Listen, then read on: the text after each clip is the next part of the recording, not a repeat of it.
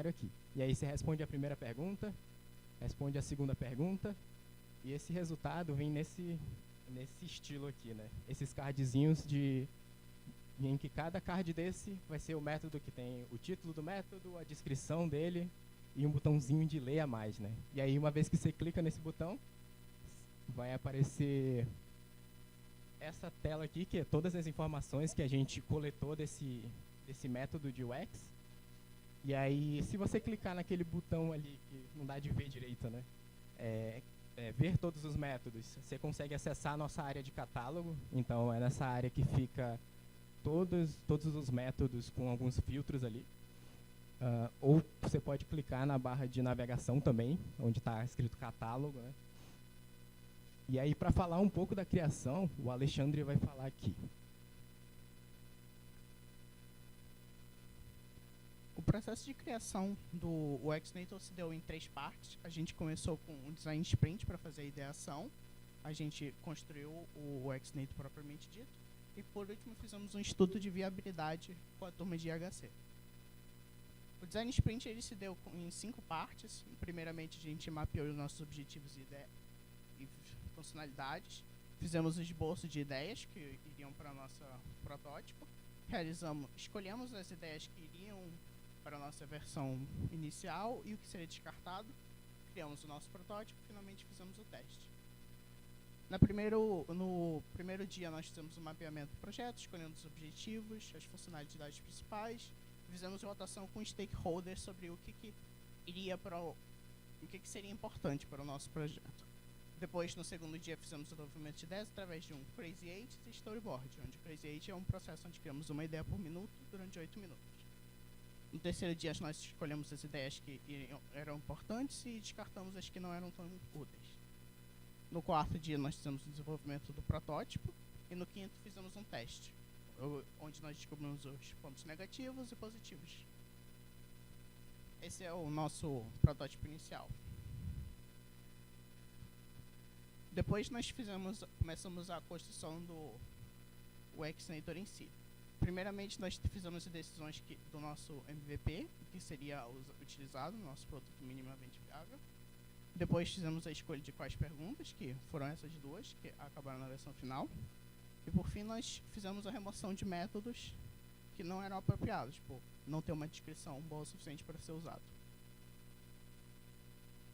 Por fim, nós realizamos um estudo para avaliar a viabilidade do nosso projeto com a turma de IHC.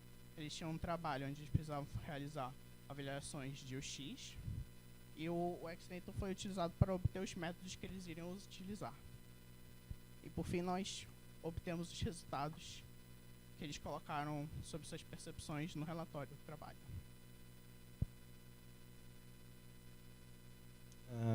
Utilizando os relatórios da turma de IHC, nós fizemos uma leitura e tiramos apenas os parágrafos que falavam sobre o UXNator. Utilizando esses relatos, fizemos outra análise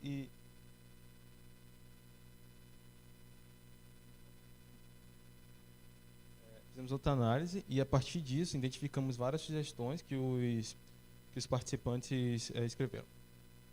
A partir dessas sugestões, fizemos uma relação participante-sugestão, e isso significa que para cada sugestão nós criamos uma lista de participantes que falaram dessas sugestões. E aí definimos 4 categorias para essas sugestões. Pode passar. Em cima é o nome da categoria, na esquerda é uma citação do participante sobre a sugestão, e na direita são as sugestões daquela categoria.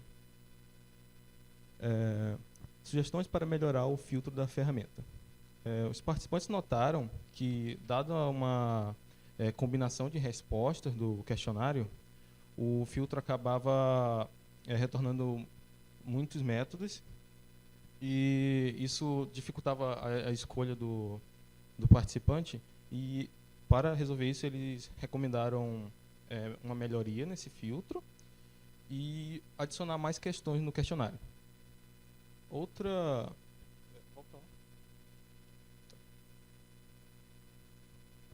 sugestão era na mudança da linguagem que tinha nas questões do questionário, porque alguns participantes não se sentiram familiarizados com os termos presentes. Pode passar. A segunda categoria é sugestões para melhorar a eficiência de uso da ferramenta. Os participantes experienciaram uma lentidão depois de responder o questionário, e para isso eles recomendaram tanto melhorar o processo de filtragem, quanto remover alguns efeitos e animações que atrasavam o uso da ferramenta. Sugestões para inclusão de funcionalidades. Os participantes sugeriram tanto funcionalidades simples, como uma barra de pesquisa para poder pesquisar a técnica pelo nome, sem passar pelo questionário, quanto coisas bem interessantes que faltavam, que era uma documentação para as técnicas. Então, com essa documentação, eles não precisariam ir para outros lugares procurar uma documentação mais aprofundada na técnica, já teria no Exnator.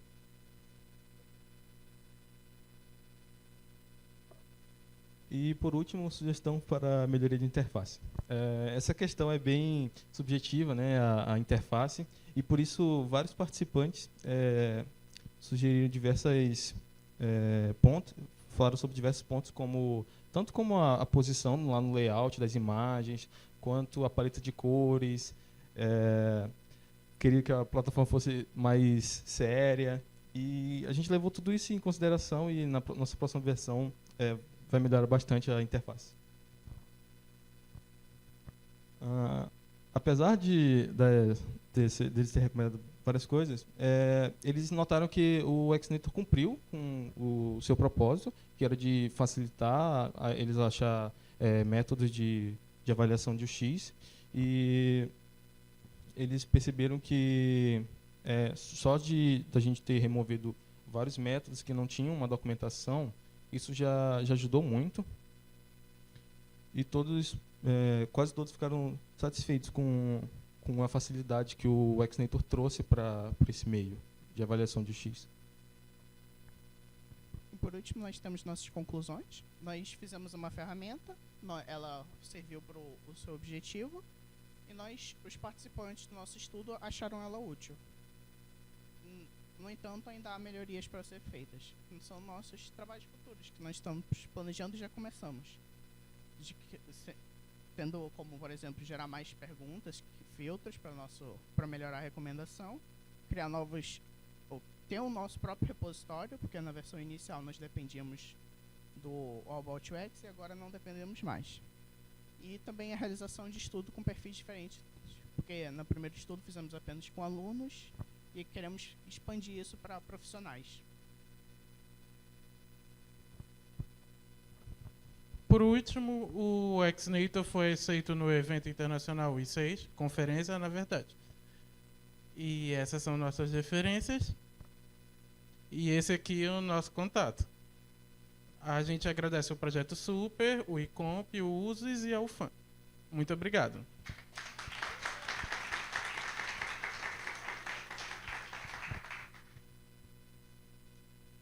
Temos uns minutinhos para algumas perguntas. Alguém tem pergunta? Alguém tem alguma pergunta? Nenhuma?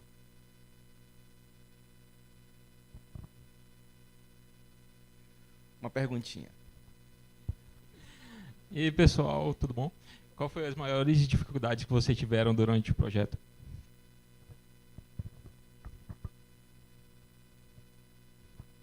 Olha, a maior dificuldade que a gente teve foi a organização.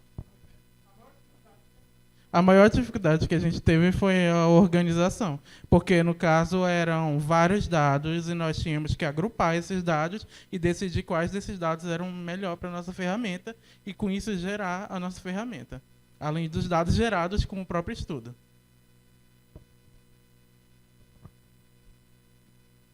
Mais uma pergunta aqui.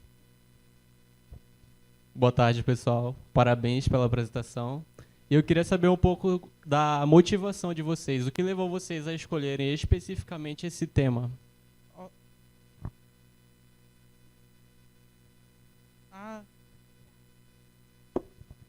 A maior motivação que a gente teve é que a gente usava o AOBot UX inicialmente nos projetos de HC, mas a gente achava o AOBot UX muito ruim, porque primeiramente nem online ele ficava.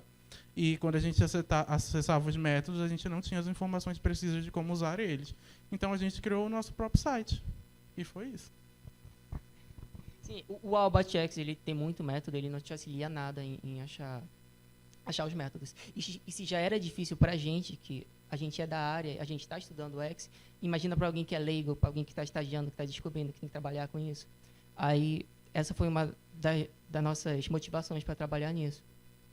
Meio que, tipo, criar uma ponte entre a indústria e a academia. É isso.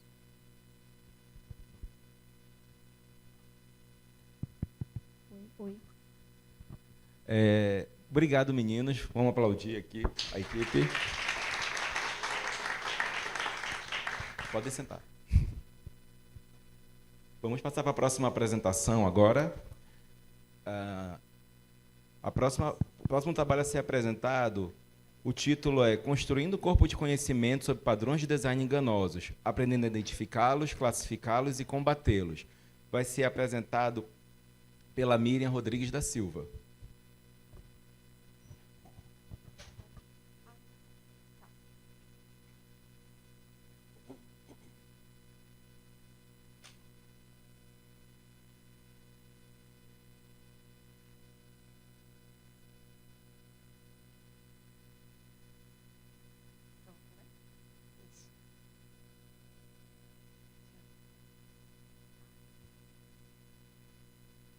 Boa tarde. Eu me chamo Miriam Rodrigues da Silva e o meu projeto é sobre padrões de design enganosos. Ele foi orientado pelos professores Tayana Conte, Bruno Gadelha e Patrícia Matsubara. Primeiro eu vou começar explicando para vocês o principal conceito do meu trabalho, que é padrões de design enganosos. Os padrões, eles são truques que são utilizados em interfaces de software para fazer o usuário fazer coisas que ele não gostaria de fazer, que ele não pretendia fazer. E, geralmente, com o intuito de prejudicar esse usuário, ou obter algum benefício dele. Então, eu trouxe aqui para vocês um exemplo que já deve ter ocorrido com alguém, que é o de você ir comprar um produto, e quando você chega na jornada final, quando você está ali para poder pagar o produto que você está comprando, aparece um item que é adicionado automaticamente, por exemplo, uma garantia estendida, alguma coisa que você não queria, que eles adicionam tentando fazer com que você não preste atenção e que você acabe pagando por aquilo também. Então, esse é um exemplo de um padrão de design enganoso. Um outro exemplo também é esse, em que foi feita uma campanha, era de Dia das Mães, para você comprar chocolates para sua mãe. E como é que eles usaram a frase? Eu vou traduzir aqui para vocês. Eles perguntam, você quer adicionar uma caixa de chocolate por apenas $15? Aí, as opções que ele dá para o usuário. Sim, eu sou um bom filho. Ou então, não, eu não amo minha mãe. Então, isso é para poder constranger o usuário e fazer com que ele acabe optando pela opção que vai beneficiar a loja, o prestador de serviço, o que seja. E o nosso objetivo com esse trabalho era de aprender a identificar, classificar e combater esses padrões de design enganosos que a gente encontra em interfaces de software. Bom, como é que a gente iniciou esse trabalho? A gente percebeu que na literatura, e também, se você for ver em materiais também da literatura cinza, existem vários padrões de design enganosos que já foram identificados e que já foram classificados por vários autores. Só que não existe ainda uma taxonomia ou um trabalho que agrupe esses padrões e que verifique quais deles que são, às vezes, os mesmos padrões, só que estão com nomes diferentes, dependendo do autor que identificou e classificou, certo? Então, nosso trabalho era identificar. Aqui foi uma identificação que eu fiz, uma demonstração visual de vários artigos que nós lemos, que eu li. E aqui eu fiz uma divisão dos padrões por autores. Então, cada cor é de um autor, são padrões que foram identificados por um autor diferente. E tem vários, muitos deles são os mesmos, só troca o nome. Então, a gente fez uma primeira análise. A gente usou como base o artigo desses três autores, Latour, o Ksarg e Meyer, que o título era What Makes a Dark Pattern Dark? Né?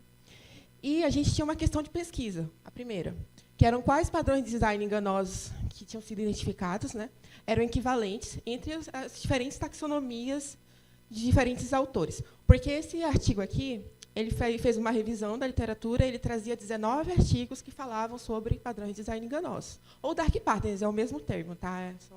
São similares. Então, a gente queria ver, nesse artigo, os 19 artigos que tinham lá nesse, quais que eram equivalentes. Então, a gente fez uma análise. A gente primeiro extraiu os padrões que tinham nesses 19 artigos.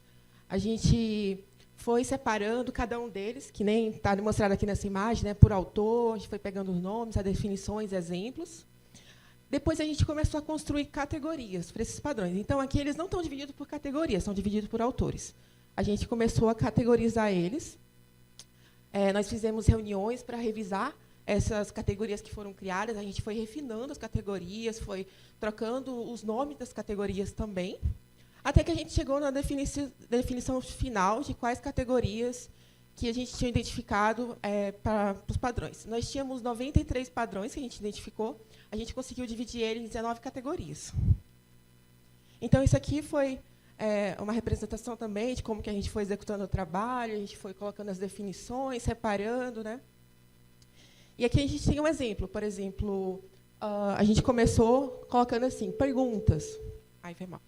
Que eram padrões que usavam mecanismos que envolviam perguntas. Então, a gente foi aqui separando. Isso aqui também é só uma demonstração visual também, né, de como é que a gente foi fazendo o trabalho. Então, aqui são algumas das categorias que foram criadas, são 19 que a gente conseguiu criar. E, bom, a gente passa para o segundo ponto do trabalho, que é como que a gente pode combater esses padrões de design enganoso. Aqui tem uma representação, né, dos principais prejudicados pelos padrões, que geralmente são pessoas idosas, crianças, pessoas que têm pouco acesso à tecnologia. E a gente percebeu que uma das formas de você combater os padrões de design enganosos era divulgando para os usuários como que eles estavam sendo enganados. E a gente também percebeu, através das análises que a gente fez, das leituras que a gente fez, que os padrões, a maioria deles agia através de um conceito que eu vou explicar agora, através dos vieses cognitivos. O que são vieses cognitivos? São atalhos mentais que levam nós, né, seres humanos, a termos desvios de raciocínio e de lógica. Ou seja, são padrões que a gente acaba criando para poder a gente tomar uma decisão mais rápida, e isso é geralmente baseado nas nossas experiências, nas nossas percepções, mas isso pode fazer com que a gente acabe tomando uma decisão errada, porque a gente quer tomar uma decisão rápida. Então, um exemplo é um viés de confirmação, um exemplo de viés cognitivo, que é que os seres humanos eles têm a tendência a prestar mais atenção a fatos, a acontecimentos ou coisas que confirmem as crenças pessoais que você tenha. Então, você presta mais atenção nisso, porque isso vai confirmar que as suas ideias estão corretas. É um exemplo de viés.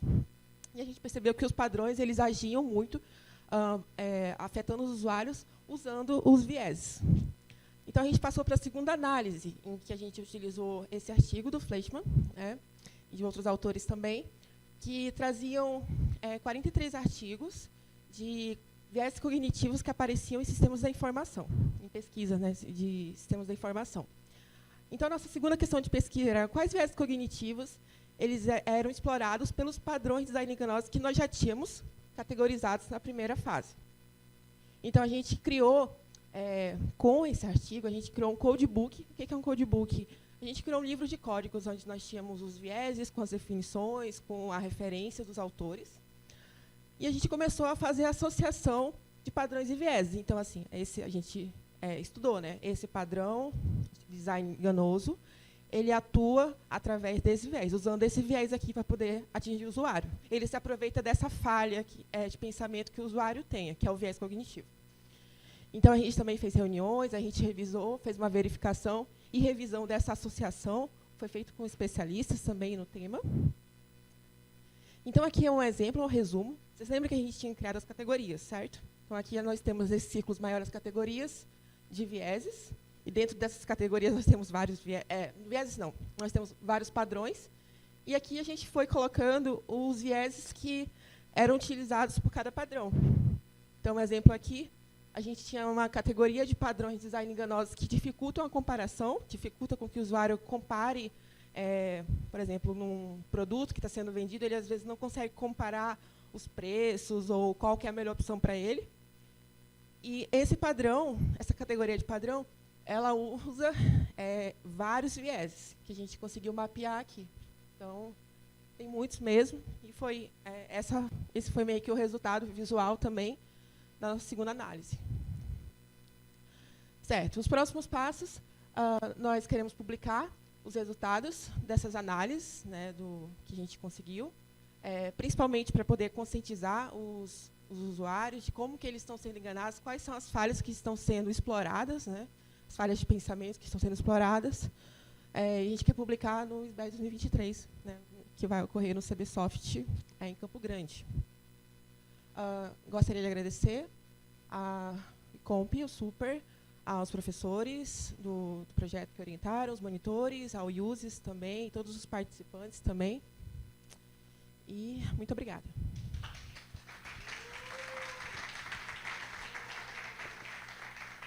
Parabéns pela apresentação, Miriam. Temos perguntas? Opa, temos. Miriam, parabéns pelo trabalho. Eu me interesso muito por essa parte de vieses cognitivos, né? E aquele artigo que você usou como base, ele... tá. Agora eu li o título direito. Em sistemas de informação, né? Então ele, a princípio, não tinha... Ele tinha relação com... Não, né? Tá. E conte depois, assim, de onde veio essa ideia de usar isso também. Queria saber a história. Esse Mac? Tá. Então, nesse artigo aqui, que a gente pegou nesse primeiro... vocês estão escutando? Tá. É porque eu não estou escutando minha voz. A gente viu um desses artigos que o autor tentou fazer esse trabalho que a gente fez, só que ele só comparou os padrões. Primeiro que era uma lista limitada, não era que nem nós fizemos, que pegamos todos, e ele só usava 5 vieses, e era só esses 5. E foi daí meio que surgiu a ideia inicial, e a gente ficou assim, mas qual a base que a gente vai usar de vieses? Porque, assim, se você for pesquisar, você vai ver... eu encontrei, por exemplo, uma lista que tinha 150 vieses. Eu fiquei, nossa, mas é muito viés, como é que eu vou comparar? Aí a gente conseguiu encontrar esse artigo, que a gente conseguiu fazer esse link, né, porque ele falava sobre viés em sistemas da informação, e ele também tinha uma lista reduzida, era 43, então isso já facilitou um pouco o nosso trabalho. E nós não usamos todos também, a gente só usou, se eu não me engano, foram 18. Daqui a gente conseguiu reduzir essa lista também ainda. Então foi isso. Imagina. Mais alguma pergunta? Uma lá atrás.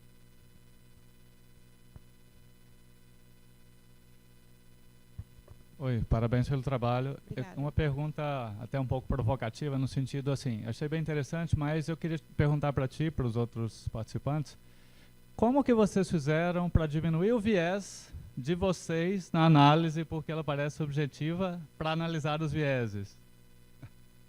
Isso, assim, primeiro que participaram, né, especialistas no tema. A professora Patrícia Matsubara, ela é especialista nesse tema, né, de estudo engenharia de software comportamental, né. Então, assim, a gente não tem como dizer, né, que nós retiramos todos os vieses, mas nós tentamos. E, assim, existe um viés também que fala que quanto mais você é exposto a uma informação, menos você é atingido por ela. Então, a gente também está se baseando por esse. Eu esqueci agora, me falha na memória o nome dele, mas tem um viés também que ajuda nisso. Então, assim, quanto mais a gente lê sobre, mas a gente tentou minimizar isso. Tiveram reuniões também para poder revisar. Então, assim, foram várias reuniões, inclusive, para a gente ir fechando, vendo se estava realmente coerente a relação que a gente fez entre o viés e o padrão. Então, foi assim que a gente fez. Mas, assim, não tem como tirar 100%. E toda a classificação dela foi revisada por mais 3 professores. Isso. Então, assim, ela não fez o trabalho sozinha. Não foi na sozinha. minha cabeça. Então, já remove um pouquinho, apesar de ter também os nossos vieses de pesquisadores, né? Isso. Mais alguma questão? Não? Então, vamos agradecer a Miriam. Vamos passar ao próximo trabalho e a próxima share.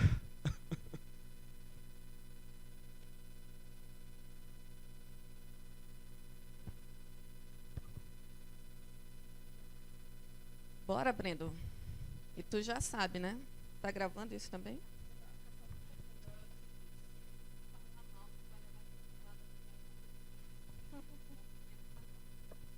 Então, agora a apresentação formal, vamos nós, é para tu dar um show, hein? Não é para tu vir fazer uma apresentação porcaria, não.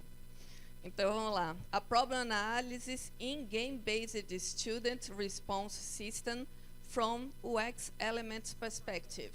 E esse foi o trabalho que o Brendo foi à frente e teve artigo aceito também no I6. Então, a gente espera que vocês tenham muitas perguntas para ele, certo? Prestem atenção, porque ele fez um trabalho inovador e sozinho.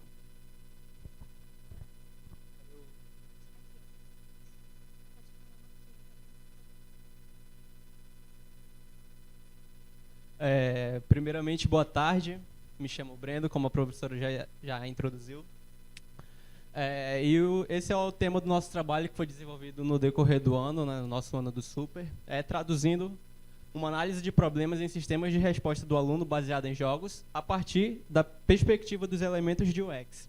Esses são os meus monitores, o Carlos, o Léo, o Genildo, e os meus professores orientadores, a professora Tayana e o professor Bruno. E vamos contextualizar um pouco do trabalho. Esse trabalho ele foca, ele é relacionado um pouco com a mudança brusca que ocorreu no ensino a partir do ano de 2020. A forma de ensinar mudou naquele ano devido à pandemia, né? A forma de ensinar que antigamente era presencial, que passou para o ensino online, teve muitas mudanças. E com essa mudança do método de ensinar, foi necessário também encontrar ferramentas que pudessem auxiliar, né, nessa forma de ensinar, nessa forma virtual de ensino. Os professores buscavam principalmente ferramentas que disponibilizassem engajamento e participação dos seus alunos. Muitos professores tinham problemas de aula em que o aluno não ligava nem a câmera, né? E como é que ele ia interagir numa aula desse tipo? Uma dessas saídas foram, então, as plataformas gamificadas. E nessas plataformas gamificadas temos um tópico aqui, um tipo de ferramenta que é o foco do nosso trabalho, que são os GBSRS. E o que é essa sigla, né? O que é essa sigla tão estranha? São os Game Based Student Response System. Elas são ferramentas de aprendizado interativo, né? O aluno aprende enquanto se diverte. Elas promovem o engajamento, né? Por isso que muitos professores passaram a utilizar. E ela pode, por ter compatibilidade com diversos dispositivos, né, celular, tablet, computador, ela pode alcançar também um número maior de usuários, um número maior de alunos. E, nesse meio, as ferramentas que são mais populares, que também fazem parte do nosso estudo, são o Quizzes e o Kahoot. Aqui temos um print, né, do Kahoot e do Quizzes. Ali a gente pode ver que está durante uma aula online no Zoom, um professor utilizando o Kahoot. E aqui embaixo também temos um print do Quizzes. Elas duas são as ferramentas mais populares da categoria, né, que a gente encontrou em número de downloads e em número de usuários. Elas são ferramentas bem semelhantes entre si, como a gente pode ver aqui também. São basicamente quizzes em que o aluno vai respondendo e se ele acerta, ele vai pontuando e vai tendo toda a participação gamificada em si. Ela também é famosa por permitir conteúdos personalizados. Essas ferramentas disponibilizam tanto quizzes prontos, por exemplo, se eu quero falar um quiz sobre a história do Brasil, provavelmente tem um pronto lá só para pegar e usar, ou você pode criar o seu também, sobre qualquer assunto. Essas ferramentas são populares, têm muitos usuários, muitos números de downloads, cresceram bastante de 2020 para cá, mas a pergunta que fica, elas são livres de problemas? E fazendo uma análise rápida da literatura, a gente pode dizer que não. Aqui nós temos alguns artigos que a gente analisou durante o trabalho, inclusive um artigo da Miriam aqui também, do ano passado do Super, parabéns Miriam. E outros mais aqui. Esses são alguns feedbacks dos usuários nesses artigos que a gente chegou a avaliar. Alunos acharam os sons da ferramenta irritantes, ritmo acelerado do jogo. Alunos que não conseguem ler rápido acabam ficando para trás, o que os deixa constrangidos perante os demais alunos. Enfim, aqui temos alguns problemas encontrados. E como nós podemos evitar esses problemas, né? Uma alternativa que a gente encontrou no decorrer dos nossos estudos é o uso do framework de Garrett. Esse framework, ele fala basicamente dos elementos de experiência do usuário. Ele resume esse framework em 5 camadas. As camadas, elas vão vindo do nível mais abstrato para o nível mais concreto, de baixo para cima. Nesse framework, as camadas são as seguintes. Temos a estratégia, que fala basicamente das necessidades dos usuários e também das necessidades dos stakeholders, né, que são as pessoas interessadas tanto no Kahoot quanto no Quiz, por exemplo. Temos o escopo, né, onde já falamos um pouco das especificações funcionais, dos requisitos de conteúdo. Também no escopo temos os tipos, onde é definido, né, as tecnologias que serão usadas nas ferramentas, enfim. Temos a estrutura, que é onde é pensado, né, o design de interação e a arquitetura de informação. É onde basicamente é definido os fluxos do que será feito e quais informações vão ser apresentadas para os usuários. Temos o esqueleto, que é o design de informação e interface de navegação. É nessa parte, por exemplo, que são criados os símbolos, né, os elementos em si de interação, onde o usuário vai poder clicar, onde vai aparecer uma informação para ele na ferramenta. E temos a superfície. A superfície é basicamente o que você vê em si. Quando se trata de um site, é o que você vê, o que você ouve, é o que você toca, enfim. Temos então aqui o objetivo da nossa pesquisa, né, que é categorizar os problemas de UX identificados na literatura de acordo com o framework de Garrett. A gente vai tentar relacionar esses problemas que foram encontrados de acordo com os planos que eu mostrei anteriormente. Falando um pouco da nossa metodologia utilizada, a gente fez inicialmente uma rapid review para encontrar esses artigos que falassem sobre essas ferramentas. A gente verificou se esses artigos apresentavam problemas e fez a extração desses problemas. Após isso, a gente seguiu para a categorização e depois a gente seguiu para o capa de Cohen. Eu vou explicar cada um a seguir. Na nossa rapid review, a gente usou o i3e Explorer como a nossa base de dados. No i3e Explorer, a gente definiu os nossos critérios de inclusão para selecionar os artigos. A gente realizou a primeira busca, a gente definiu uma string de busca que resultou 314 artigos. Desses 314 artigos, a gente realizou o primeiro filtro. A gente leu título, resumo e palavras-chave para ver se tinha relação com o que a gente queria. E a partir desse primeiro filtro, a gente selecionou 17 artigos. A gente aproveitou então para fazer também uma segunda busca. A gente realizou uma segunda busca com uma string de busca um pouco diferente. E essa string de busca resultou em 23 artigos. Desses 23, a gente também realizou um filtro para verificar se tinham artigos repetidos que já tinham sido retornados na primeira busca.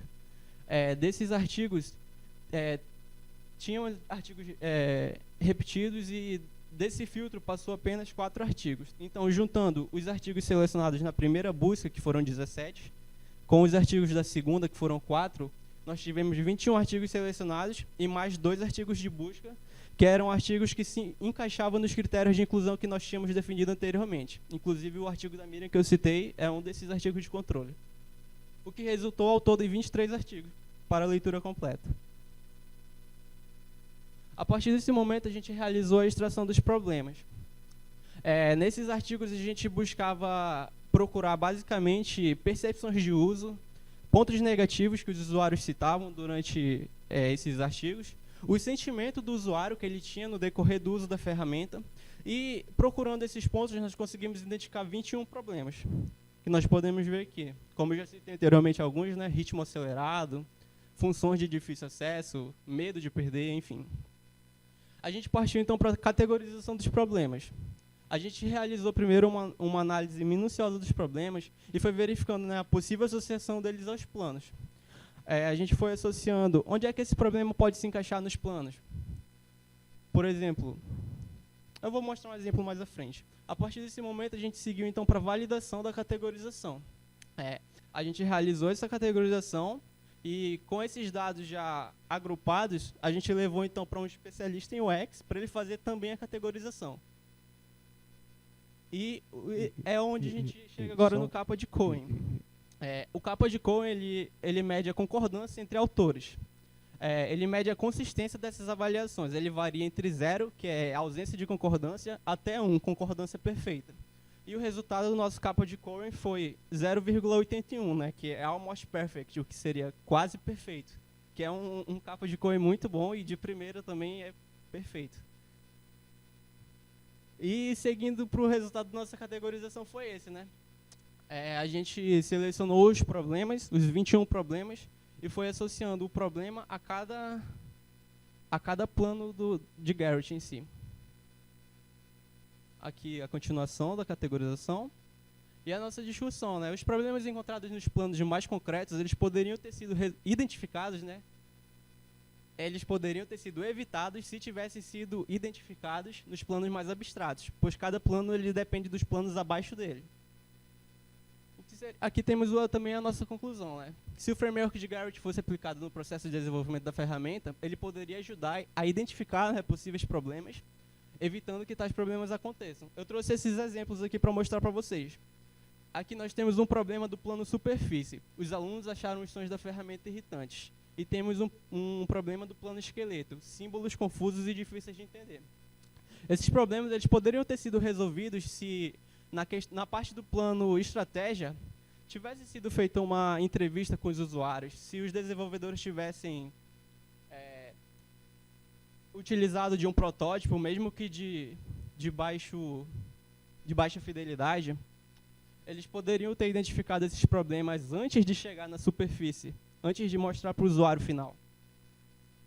E o resultado da nossa pesquisa, né, a professora já tinha dito que gerou um artigo, esse foi o nosso artigo escrito, né, ele também foi submetido ao I6, é um evento internacional que ele vai ser realizado em Praga, na República Tcheca, do dia 24 ao 26 de abril desse ano. E aqui é a mensagem de aceite do artigo, né, que chegou para nós. E é isso.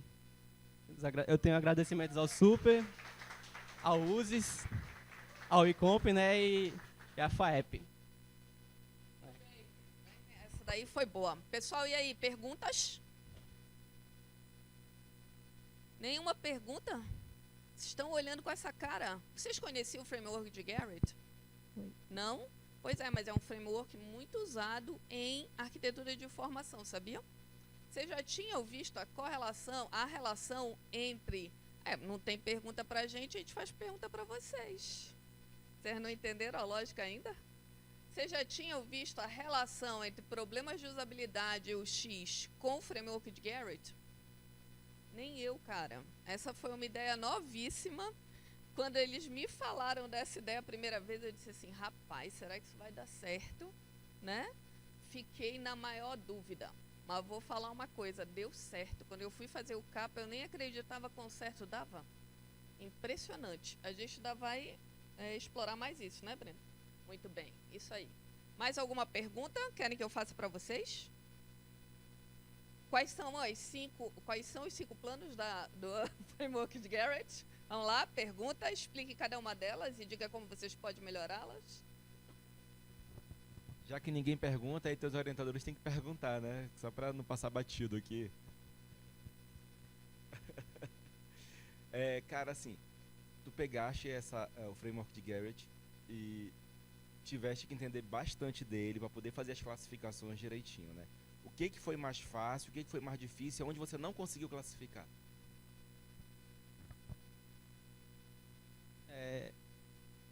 Eu acho que para diferenciar os planos de estratégia e superfície em si. Escopo também. Estratégia e escopo tinha uma hora que a gente queria se jogar da ponte. Tipo assim, isso é estratégia ou isso é escopo? Isso é escopo ou isso é estratégia? A gente olhava e dizia, isso está mais a nível do requisito funcional ou não? O outro monitor quer falar. Vocês falaram desses planos, não foi só a gente que teve essa dificuldade. Encontramos artigos que definiram fazer, eu vou considerar como se fosse uma camada só. Então tem artigo que não conseguiu fazer essa diferença e juntou as duas em um. Assim, é uma solução, né? Se for para estudar, juntar tudo, aí não tem os planos, aí não vale a pena fazer o framework. Enfim, vamos lá. Muito bem, Brendo, parabéns. Foi uma ótima apresentação.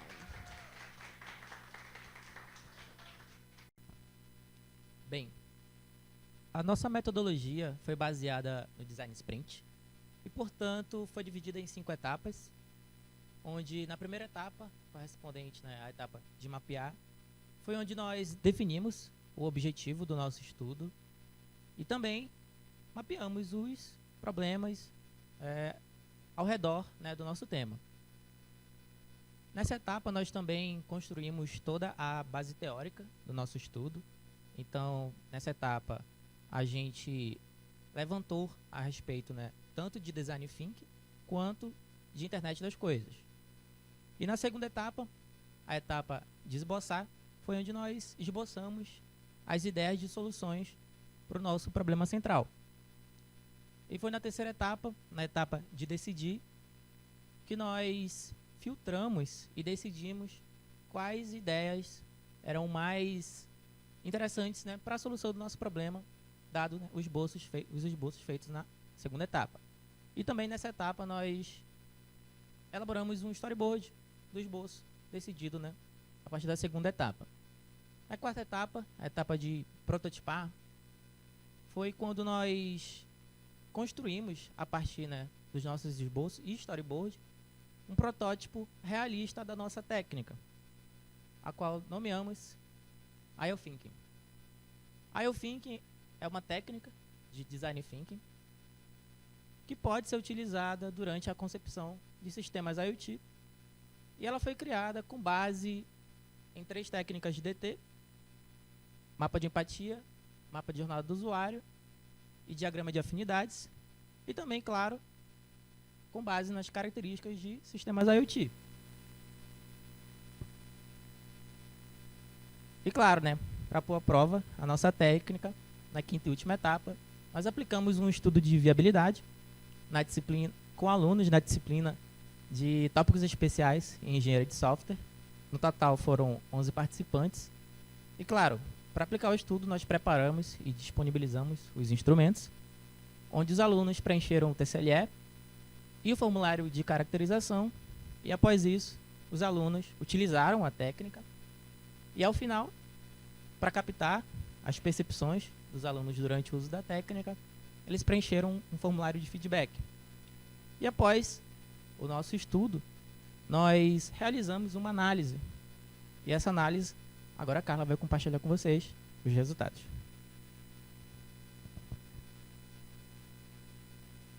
Agora eu vou falar um pouquinho sobre os resultados do nosso estudo de viabilidade. Primeiro, a gente fez uma análise quantitativa. Então, primeiramente, nós construímos um oráculo, que é como se fosse um gabarito, né? Então, nós, autores, preenchemos a nossa técnica lá com um cenário do sistema IoT que foi proposto para os participantes. E aí definimos que cada quadrante daqueles, são 4, né? Cada quadrante equivale a 1 ponto. Então, o participante ele ganhava 1 ponto em cada quadrante quando ele preenchesse corretamente, com todas as informações do oráculo. Ele ganhava meio ponto quando ele preenchesse com pelo menos uma informação que continha no oráculo, e 0 caso ele não colocasse nenhuma da informação que tinha no oráculo. Daí, nós fizemos o cálculo da acurácia, onde xn é o total de pontos do participante n, p é o total de participantes e t é o total de pontos possíveis.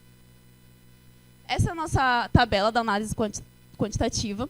E aí, nós tivemos 11 participantes, de Q1 a Q4 são os 4 quadrantes, e aí o total é o total de pontos que cada participante ganhou na técnica, no preenchimento da técnica, e aí a gente tem um cálculo da acurácia para cada um dos participantes. No total, nós tivemos a acurácia média ali de 73%. Fazendo mostrando aqui um pouquinho para vocês sobre a análise ainda, a gente pode perceber que um dos participantes apenas teve uma total de 100% de acurácia, e aí a gente pode ver que esse participante, ele tem, através do nosso formulário de caracterização, a gente percebeu que ele tem pouco conhecimento em IoT, ele tem algum conhecimento em DT e algum conhecimento em engenharia de software. E ele obteve 100% de acurácia. Então, isso significa que não precisa ser um expert para conseguir utilizar a técnica, né? E aí, aqui nós tivemos o participante P9, ele teve 62,5% de acurácia, e ele tinha até, assim, uma boa, meio que, conhecimento, né, nas áreas. Então, ele tem algum conhecimento em IoT, tem bastante conhecimento em DT e bastante conhecimento em engenharia de software. E ele obteve 62,5% da acurácia. Agora, sobre a nossa análise qualitativa, nós aplicamos um formulário de feedbacks, e aí, nele, as pessoas puderam responder algumas perguntas, e elas puderam dar sugestões de melhorias para a IO Thinking. Então, aqui, as primeiras sugestões elas se basearam no como são os processos. Então, o primeiro quadrante. E aí, pelas sugestões, a gente percebeu que esse quadrante, a pergunta não ficou tão clara para os participantes. Eles não entenderam muito bem, ficou ambígua o que são os processos. E aí, eles sugeriram mudar a primeira pergunta ou deixar um pouco mais clara, especificar melhor. Outra sugestão de melhoria foi em relação aos atores. Então, alguns dos participantes também não entenderam o que significa a palavra ator, e aí também ficou ambíguo. E eles sugeriram também, ali nas sugestões de melhorias, que colocassem exemplos de entrada ou especificassem melhor cada quadrante. Então, eles ficaram um pouco na dúvida do que a gente queria na entrada de cada quadrante.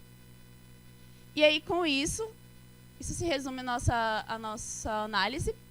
Com a análise feita, a gente conseguiu escrever um artigo. Então, nele, nós falamos um pouco sobre o desenvolvimento da IOTHink, falamos sobre a análise dos resultados, melhorias e trabalhos futuros também.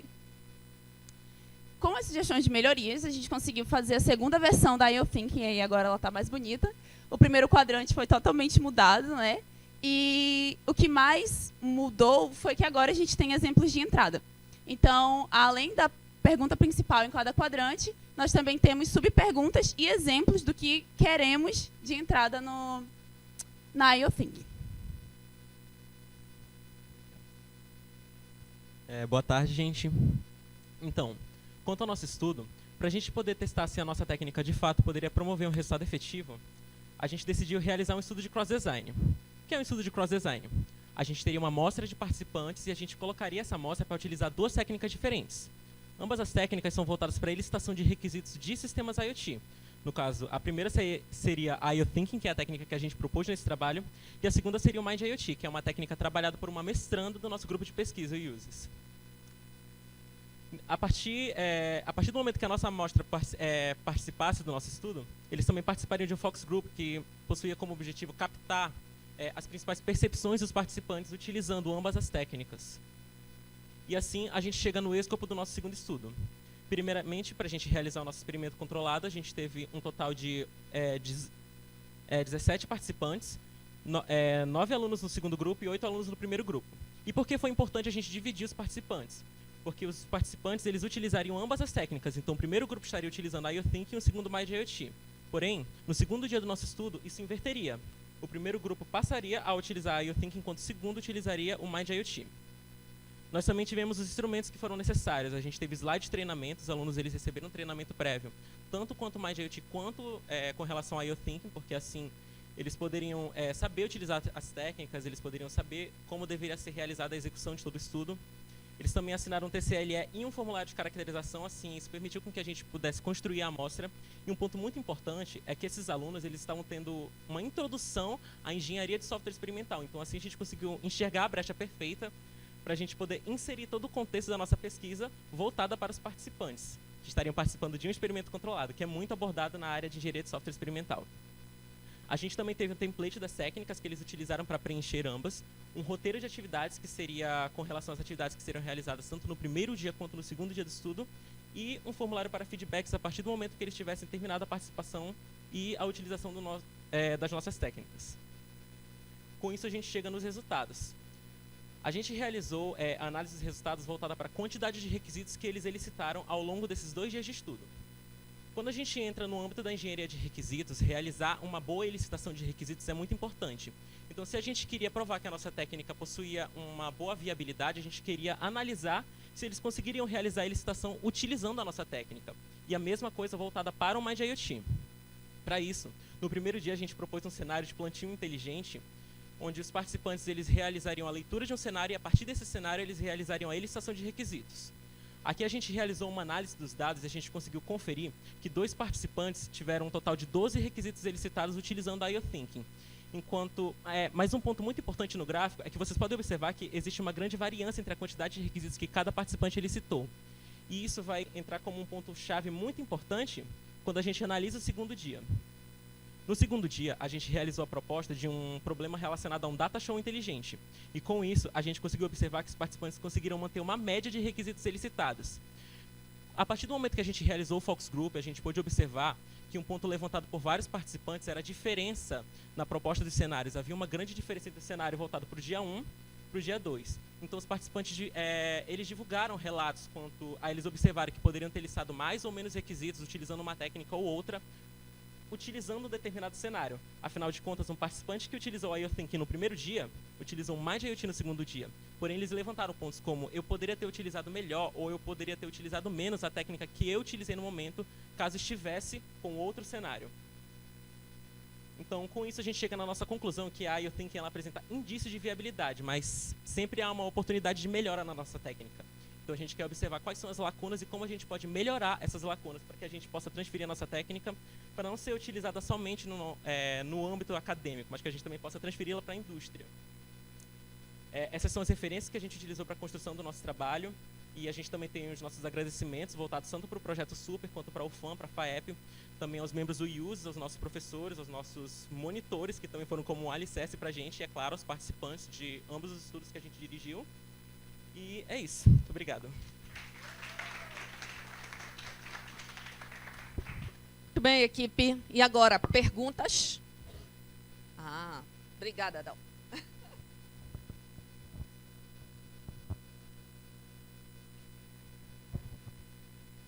Parabéns pelo trabalho de vocês. Mas, assim, não ficou tão claro para mim o uso dele no contexto do Design Thinking, porque você mostrou aqui como elicitação de requisitos, né? Então seria tipo, porque o teu Design Thinking tem muito mais coisas, tá?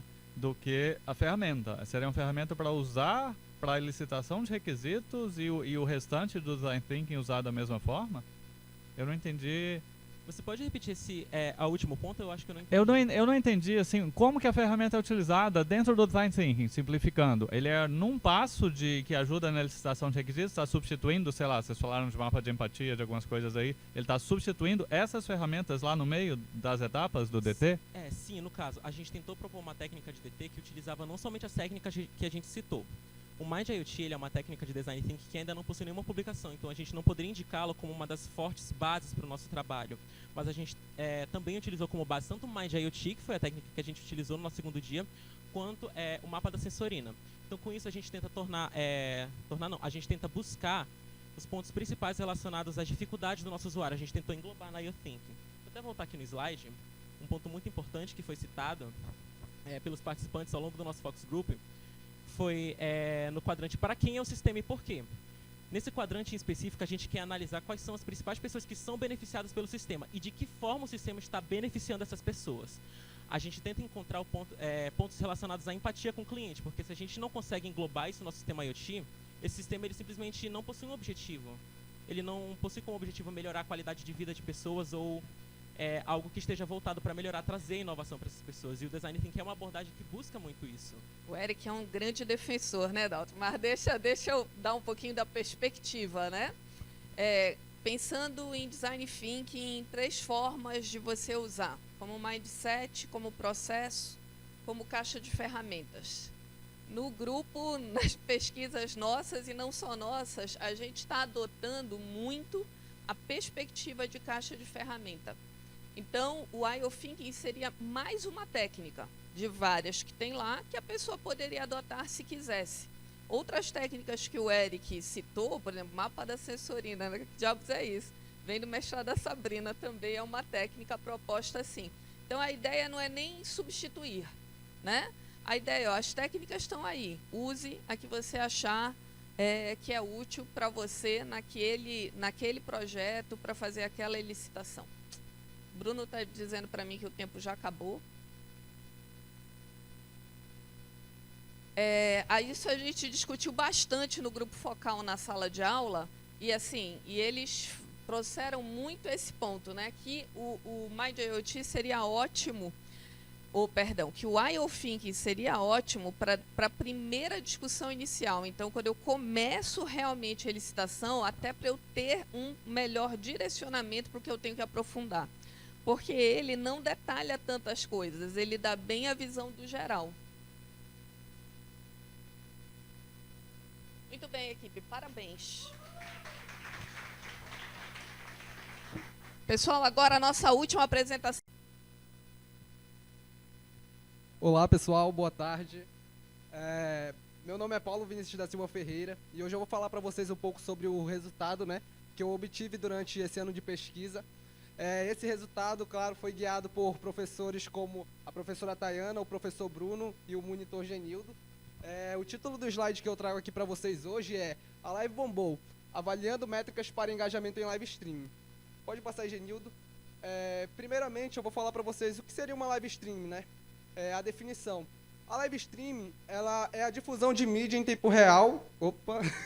É a difusão de mídia em tempo real na internet. Essa mídia, ela pode ser tanto de áudio ou de vídeo ou de áudio e vídeo.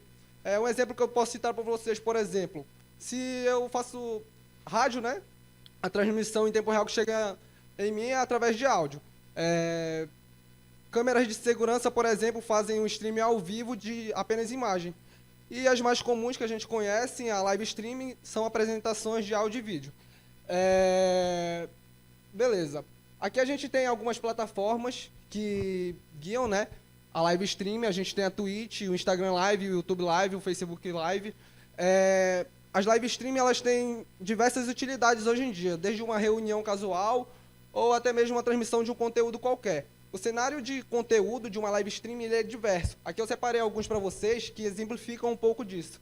A gente tem apresentações teatrais, nós temos jogos da NBA, né, sendo transmitidos ao vivo, pessoas que transmitem o seu dia a dia e tudo mais.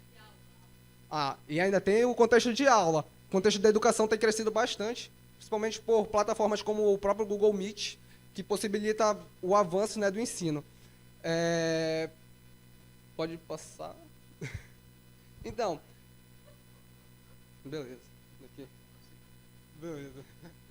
Então, gente, quando a gente começou a fazer esse trabalho, a gente foi na literatura, né?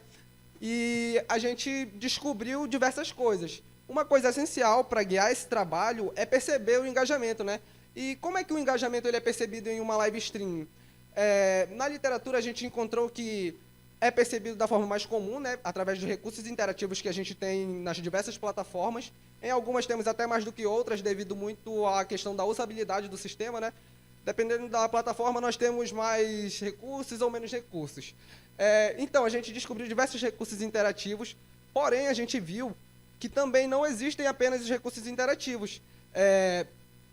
Uma live stream, o engajamento em uma live stream, ele pode ser percebido, como propôs o estudo de Hilbert e Bruce, por indicadores sociais e psicológicos. Esses indicadores sociais e psicológicos, eles influenciam diretamente na percepção do engajamento.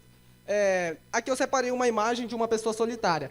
No estudo dele, ele mapeou que pessoas que entram em uma live streaming quando estão solitárias, elas tendem a entrar nem muito ali pelo conteúdo que está sendo, mas mais para interagir com outras pessoas, sabe? Aqui eu peguei também um grupo de amigos que entram, né? Às vezes você entra ali em grupo porque você se sente melhor para assistir o conteúdo quando está com outras pessoas. E tem muita pessoa que entra apenas pelo próprio engajamento, pelo próprio entretenimento dela. Também há outros estudos que dão essa percepção do engajamento. Uns que eu achei interessante, né, que eu separei para vocês. Tem aqui o exemplo do... Quando você fica arrepiado assistindo algo, sabe? Indica engajamento na literatura, as reações fisiológicas, os batimentos cardíacos e diversos outros que tinham lá. Eu já ia mandar o Genildo passar aqui o slide. Então, gente, quando a gente fez esse estudo, então houve a nossa motivação, né? Existem diversos recursos interativos propostos nas plataformas. E quando a gente viu ali aquela imensidade de recursos, né, a gente pensou, poxa, será que não há uma forma que sintetize, né, todos esses recursos e eles nos dê a percepção de engajamento? Então, a gente procurou muito na literatura, só que a gente acabou não achando. E a gente achou isso uma motivação legal. Pô, vamos fazer isso então? Então surgiu aqui o nosso objetivo, que é avaliar métricas para engajamento de audiência em uma live streaming. Essa aqui é a nossa metodologia, pessoal. A gente fez primeiro, né, a busca na literatura, na primeira etapa, onde a gente investigou todas as formas de interação e engajamento que são propostos na literatura. A gente leu muito artigo, fez diversas coisas, a gente mapeou várias métricas, né, e métricas que se tornaram importantíssimas para que o estudo desse continuidade. Duas métricas bastante importantes, elas foram a de Biancoville e a métrica de Gouveia. Ambas essas métricas, elas fazem referência, elas dizem a respeito do engajamento informacional. Mais à frente eu vou falar para vocês o que é esse engajamento informacional e como ele se inseriu no nosso trabalho. Depois a gente fez o nosso estudo de caso, a gente adaptou algumas das métricas que a gente encontrou, a gente fez a execução do nosso estudo e a gente fez a análise dos nossos resultados. Deixa eu passar aqui. Tá. Beleza, Paulo, tu chegou aí e falou do nada de um engajamento informacional, mas só que tu não explicou nada. O que é esse engajamento informacional? Então vem comigo que eu falo para vocês. Quando o Biancoville ele fez essa métrica, que eu estou mostrando aqui para vocês, ele queria medir o engajamento informacional. Mas só que ele queria medir o engajamento informacional em publicações que relacionavam o câncer. Ou seja, o que seria o engajamento informacional? É quando eu busco, através de publicações relacionadas a determinado conteúdo, e através dos recursos que aquela publicação, recursos interativos que ela recebeu, né, eu busco fazer uma análise através delas. Então, ele estabeleceu a métrica nesse contexto. O Silvio Gouveia, ele também fez a métrica dele, que dizia a respeito do engajamento informacional, só que ele não media apenas o engajamento em publicações relacionadas ao câncer, e sim em publicações diversas, que continham informações diversas. Beleza. A primeira métrica, essa aqui do Biancoville e Picangelberg, ela utiliza o método de pesos pré-definidos, ou seja, ele definiu os pesos com base em algo. E o que foi que ele utilizou para fazer o mapeamento dos pesos aqui da métrica dele? O Biancoville, ele foi e ele mediu, né, os pesos através do esforço do usuário para realizar determinada ação. Por exemplo, aqui ele deu 0,05 para as reações, essa é uma publicação do Facebook, 0,75 para os comentários no chat e 0,2 para os compartilhamentos. Percebe que para as reações ele atribui um peso menor, porque ele acha que você, por apenas estar reagindo, está fazendo um esforço mínimo, sabe? Mas quando tu comenta, ele deu um peso maior, porque você, além de pensar e formular, você ainda tem que escrever ali teu comentário, né? Então, essa foi a lógica que ele utilizou para atribuir esses pesos. Já o Gouveia, ele não utilizou pesos pré-definidos. Ele veio e fez diferente. Ele utilizou pesos com base na amostra. E o que são os pesos com base na amostra? Ele estabeleceu aqui a formulazinha dele e essa fórmula ela utiliza o ETA. O ETA ele é o engajamento total da amostra. Ele pega o somatório ali de todos os recursos interativos que teve e joga na formulazinha dele. Através disso, o que acontece? Ele atribui o peso dele para cada métrica. Porém, a gente nota que quando ele faz isso, ocorrem algumas diferenças quando relacionado ao peso do Biancoville. Por exemplo, aqui, quando um recurso interativo, por exemplo, ele aparece menos vezes em uma publicação, o que acontece? Esse recurso interativo ele tende a ter um peso maior, entende?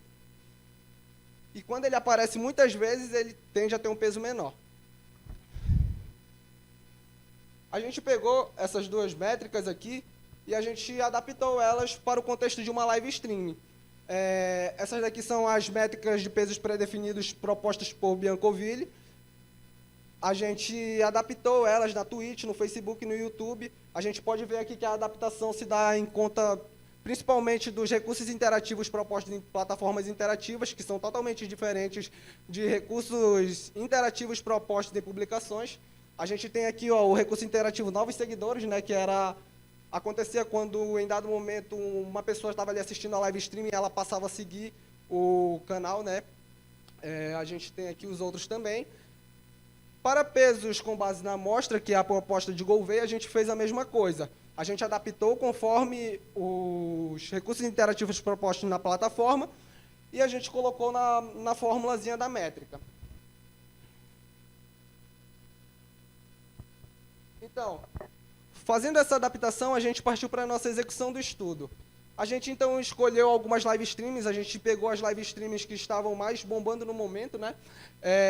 Aqui a gente tem batalha de rima, nós temos jogos, e diversos conteúdos que estavam ali no ápice, né, no auge, no tempo de coleta que a gente fez. A gente definiu, então, um tempo de análise. Esse tempo de análise ele era de 60 minutos, ou seja, a cada 60 minutos, não, o tempo total de análise era 60 minutos, mas só que a gente definia intervalos de 10 minutos no decorrer desses 60 minutos, e a cada 10 minutos a gente coletava os recursos interativos e jogava na métrica, sabe? Então, a cada 10 minutos a gente fornecia um engajamento. Aí, beleza. A gente organizava os dados que a gente coletava, né, tanto o engajamento quanto os recursos interativos totais, e a gente, então, guardava isso em planilhas do Excel, organizava os dados e deixava lá para serem usados posteriormente no estudo, né? Resultados. Esses daqui são os nossos resultados. O que a gente pode ver aqui? Primeiro, a gente tem os resultados que são recursos interativos coletados em relação ao tempo.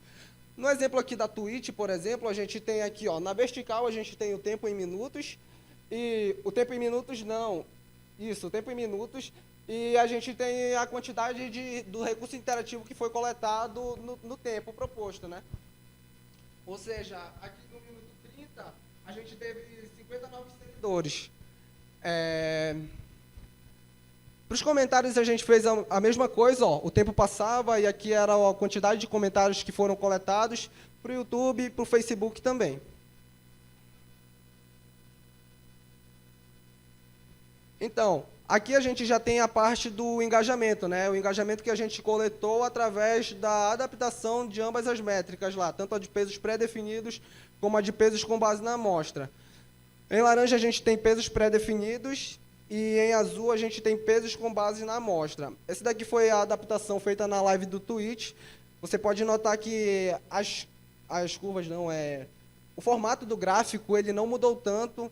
Ou seja, ambas as métricas elas até que se equivalem, porém, entretanto, a gente pode notar que, na maioria das vezes, e com o passar do tempo, a métrica de pesos com base na amostra, que é a métrica proposta por Gouveia, ela tende a subir mais. Isso se dá muito em conta por causa do fator que eu expliquei para vocês, de que, às vezes, quando uma reação ela tende a aparecer menos, ou uma reação ou um recurso interativo qualquer, ele tende a aparecer menos, é atribuído um valor maior para aquele recurso interativo que interfere no gráfico na subida dele.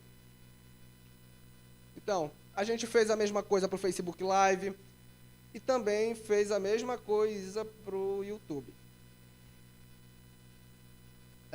Então, na nossa discussão, o que a gente viu? A gente viu que ambas as métricas elas conseguem medir o engajamento, ou seja, ambas as métricas, quando adaptadas para o contexto de uma live stream, ela te dá um número para te ter uma margem, né, do teu engajamento. A adaptação das métricas elas não considera fatores como o tempo de duração e a semântica dos comentários. Às vezes um cara vai ali na tua live, ele comenta qualquer coisa, seja ela boa ou ruim, às vezes ele só vai para comentar coisa ruim e ele te dá um engajamento negativo. E a gente tem que ter uma noção daquele engajamento, sabe? A gente acha que uma métrica futura deve ser considerado isso. Uma métrica deve levar em consideração os aspectos sociais e emocionais dos espectadores. Comentários na live não necessariamente representam o maior esforço do usuário. Por quê? Porque às vezes tu vai lá e bota só um kkkk. Tu não precisou formular um pensamento ou fazer algo mais forçado para fazer aquilo, sabe? Então a gente tem um tempo. O Facebook disponibiliza... O meu tempo já estourou, pessoal. O Facebook disponibiliza diferentes reações durante a live, o que pode representar emoções distintas dos espectadores. As métricas não consideram a adaptação de tais recursos.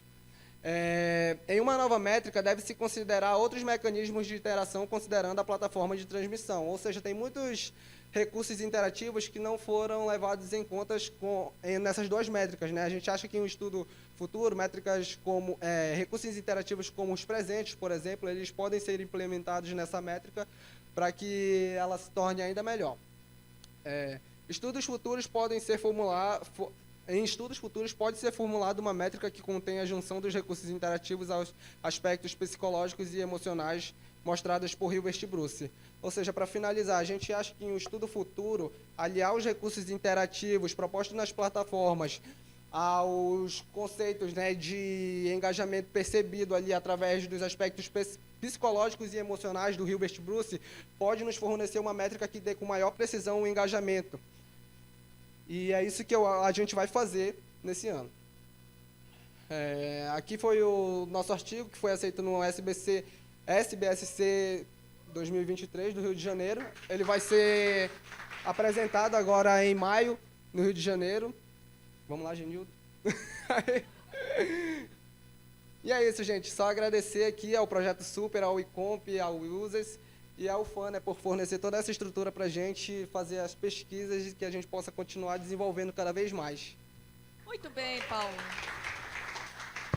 Temos perguntas? Pode. Temos perguntas? Não? Vocês estão engajados? Vamos lá, vamos repetir então. Qual das duas métricas vocês acham que foi melhor?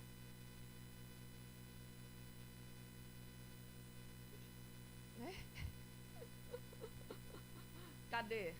A segunda? A que é customizada? É isso? Ok, Rosana. Eu acho que o Paulo vai concordar contigo. E aí, Paulo, qual é a tua visão? É mesmo? Então, olha aí, os dois têm a mesma percepção. Muito bem. Eu acho que a métrica do esforço do usuário, principalmente naquela parte que ele fala sobre esforço, né, que é a principal medida que ele faz para variar ali os pesos dele, eu acho um pouco incoerente. Muito pelo fato até do que eu falei na discussão sobre os comentários, sabe?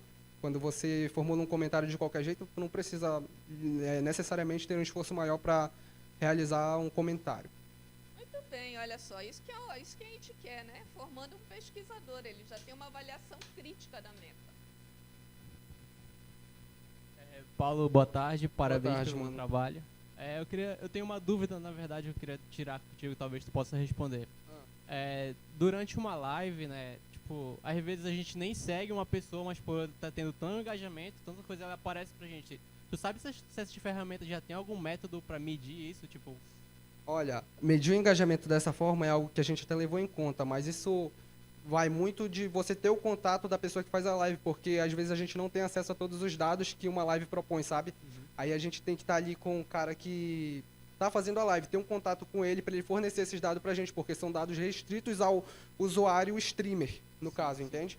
Mas se tiver, com certeza, a gente pode botar na métrica e calcular do mesmo jeito, cara. Tarde. Parabéns pelo trabalho novamente aí, Paulo. Eu não sou da área, então talvez eu vá fazer uma pergunta bem leiga, mas eu queria saber, assim, se a questão de ruídos na amostra, por exemplo, influência de robôs, essas coisas, se isso tem alguma influência. E outra coisa também é desses artigos, assim, se pudesse explicar um pouco, pelo menos assim, na questão do peso. Tipo, por que atribuir um peso em determinada métrica? Por que é aquele peso, entendeu? Qual é os fatores ali que influenciam? Pelo menos um deles ali, né? Porque eu sei que tem vários pelas equações ali. Sim. É algo que a gente até levou em conta na nossa discussão, né? Essa questão que você falou dos ruídos vai entrar ali num percentual de erro, sabe? Porque é impossível controlar essa parte. Às vezes o computador, o robô, ele faz algo tão real que como é que eu vou saber se aquele comentário realmente não foi formulado por uma pessoa? Aí entra na partezinha do erro, que pode ser, inclusive, adaptado em uma métrica futura. Qual era a segunda parte? Do artigo. Sim. Sobre os pesos, como eu falei. Por exemplo, ali na métrica do peso pré-definido, o que ele fez? Ele utilizou, né, informações a respeito do câncer. E ele acha que o simples fato de você fazer algo que tenha menos esforço da tua parte já garante que o peso deve ser menor. Esse estudo ele tem base num carinha que o nome dele é Recuervo, e ele formulou toda essa base, né, de esforço do usuário. Tem até o nome em inglês que me foge à mente, mas não é algo assim tirado do nada também. Ele fez lá uma base, teve pesquisa, e é isso aí. Muito bem. Na verdade, o Paulo tem um monte de críticas em relação aos pesos usados, né? O peso lá dos comentários ele não concorda mesmo, mas enfim, né? É assim que os pesquisadores são criados, exatamente. Gente, a gente queria agradecer muito a participação de vocês aqui nessa sessão.